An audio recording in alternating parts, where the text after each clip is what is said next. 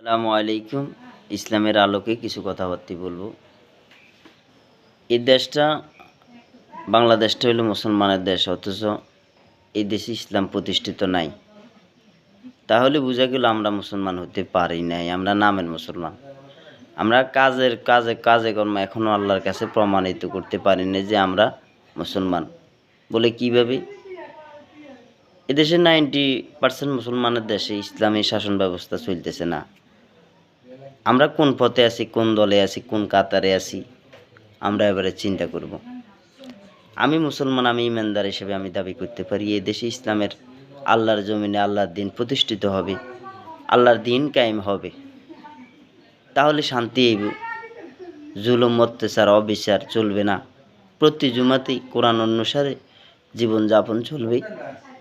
নামাজ রাষ্ট্রীয়ভাবে বাধ্যতামূলক করা হবে রাষ্ট্রীয়ভাবে। ইসলাম আসলে শান্তি আসবে, আমি মনে করি দিই। আর অন্য যেই দল বল, কোনো আওয়ামী লীগ বলেন, বিএনপি বলেন, এগুলো কোনো ইসলামের ভিতরে পড়ে না। এগুলো শান্তি মানুষ পাইতে পারে না, শান্তি আসতে পারে না। তো আগামী দিনগুলো হবে, আমি মনে করি ইসলামের বাংলাদেশ।